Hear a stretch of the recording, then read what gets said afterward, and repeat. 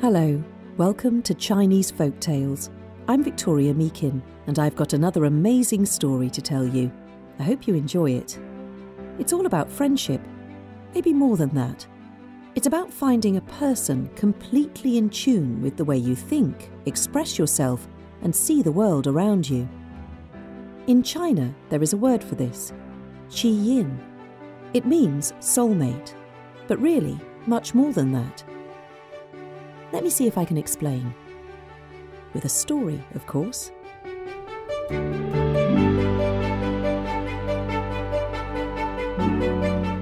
Let me take you back 2,500 years, to a time that we today call the spring and autumn period in Chinese history.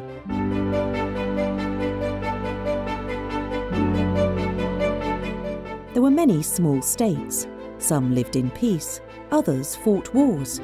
Despite this, it was a fertile time, especially for philosophy, the arts, and music.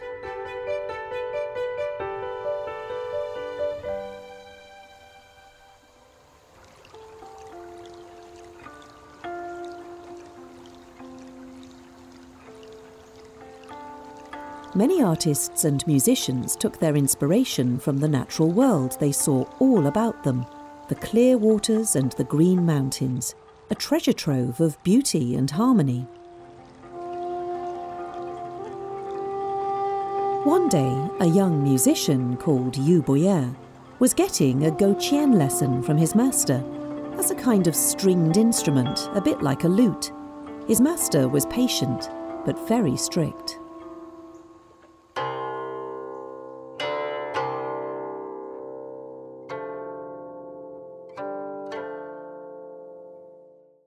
What do you think, Master? Good, but you still have a long way to go. Master, I'm trying my best. I've mastered all the sounds and styles a guqin can make. I've learned all the songs you gave me off by heart. What more can there be to know? But the master simply smiled and urged him to continue playing. He walked silently around him, breathing in the cool, clean air deeply, and watching the birds gathering on the eaves of his house. Beyond, the mountains rose majestically into the blue sky. Day after day, the young player practiced, and at the end of each of those days, the master would simply say, "Better, but still not quite good enough. I know you can do better. Come back tomorrow, and we'll try again." Boya was angry. Maybe not angry, perhaps more frustrated. On his way home, through the streets, he would stop total strangers and ask them to listen to his music. Please, just a moment of your time.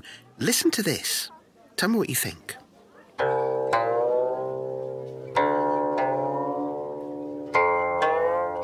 Nah, not for me. Can't you play a battle song or something about the prince's daughters? Something fun? Fun? Yeah, fun. And the stranger walked away, as did everyone else he stopped.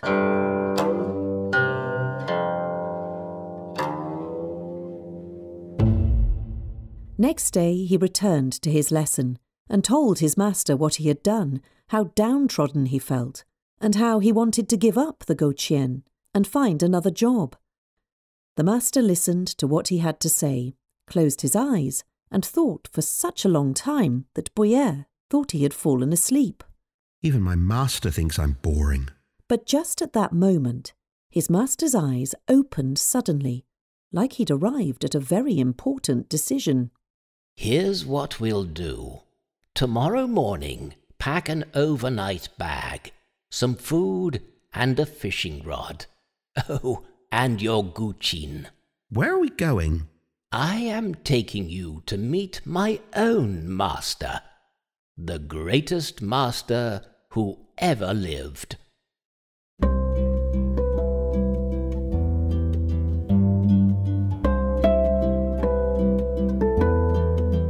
Boya went away that day, more confused than ever.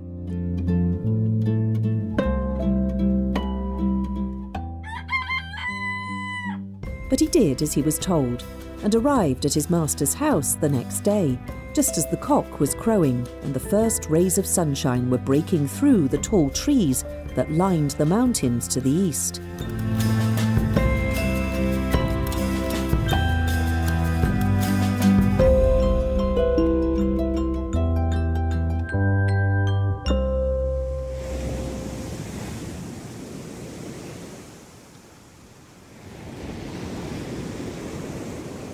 The master took him to the coast, onto a boat, and away to Penglai Island, the fabled home of the immortals.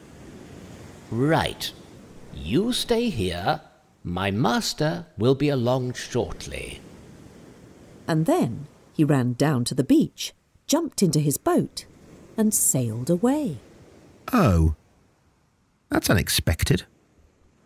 Boya waited several days, but his master didn't come back, nor did anyone else. Why would my master trick me like this?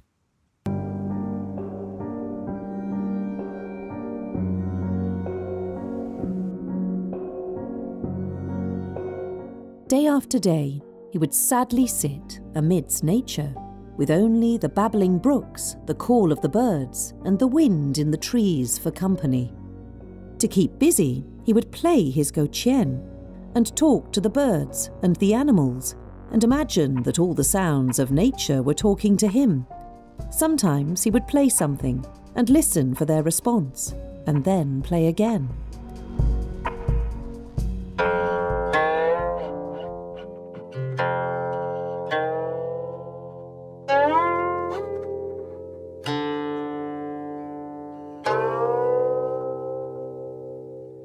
One day there seemed to be no difference between the music he played and the sounds he heard all around him. He had become one with the natural world. Eventually, his master returned. Where on earth have you been? Abandoning me here like that? It's not funny. I didn't sign up to be your student just so you could play tricks like that. But the master simply smiled and sat on a rock. Play me some music. And Boya did. Something he had written on the island, inspired by the natural world around him. A sweet and soulful song that seemed to be part of the landscape that surrounded them both. When he'd finished, the master smiled. Immediately, Boya realised what he'd done. Now I understand. You have learned from the best teacher there could ever be. Now you are an accomplished guqin player, and there is nothing more that I can teach you. But let me warn you, there are always two sides to every copper coin. An accomplished player should always find an audience who understands their music. Boya waved a fond farewell to his great teacher, the natural world of the island, but was troubled by the words of his master.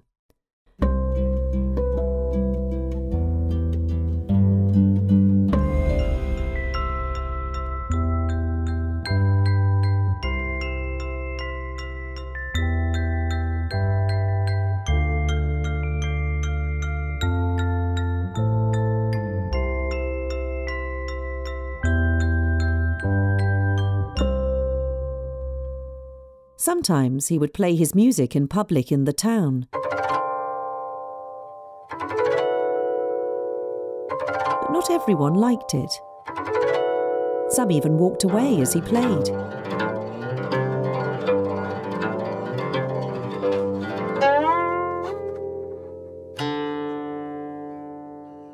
One day, Boya decided to take a boat along the river. He wanted to enjoy the birds and the trees, smell the air and gaze upon the majestic mountains. But not long after he set off, there was a torrential rainstorm.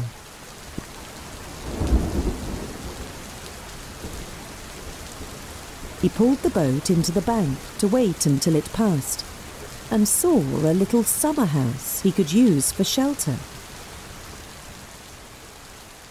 Sitting in the little wooden hut, he listened to the rain and felt the excitement of inspiration. He took out his goqian to play some music, to speak to the rain and listen to the rain speaking to him.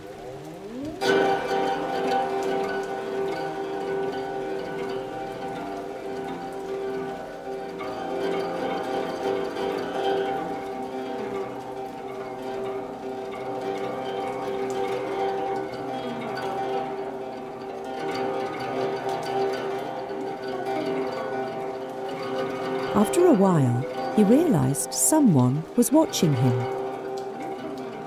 A woodcutter was standing nearby.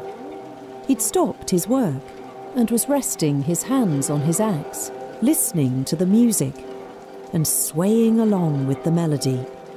His eyes were closed and he looked the happiest man alive.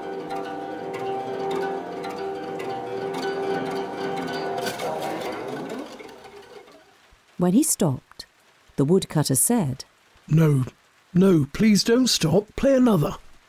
OK, I don't normally do requests, but this one is called the Magnificent Mount Tai. And he began playing again.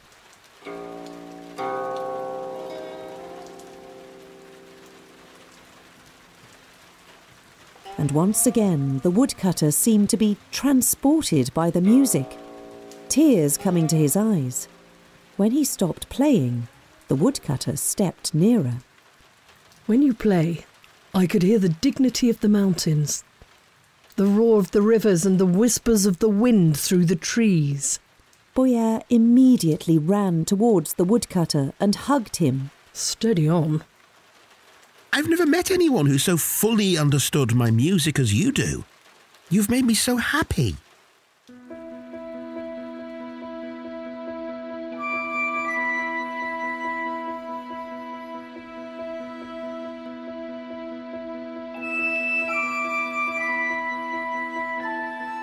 Boya played a few more songs, and then, as the sun began to set, he said sadly that he needed to head back home, but promised that he would be back again and play for the woodcutter. But he didn't. At least not soon enough.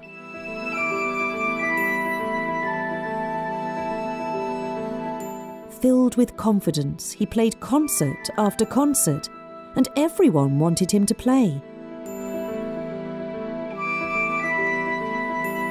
He became the busiest musician in town.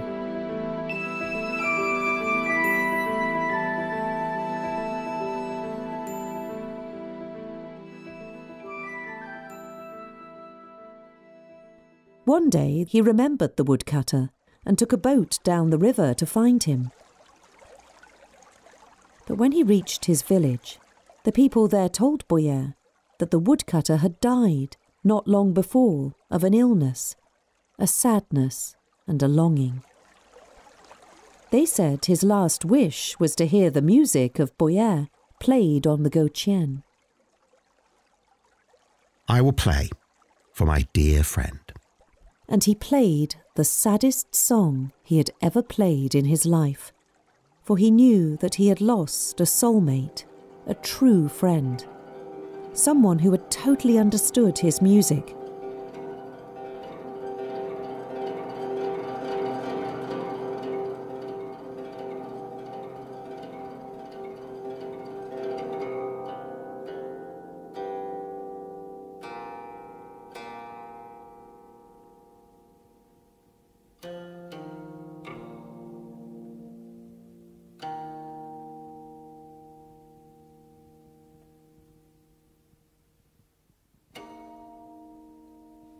When he finished playing, he broke his goqian over his knee and lay the pieces on the tomb of the woodcutter.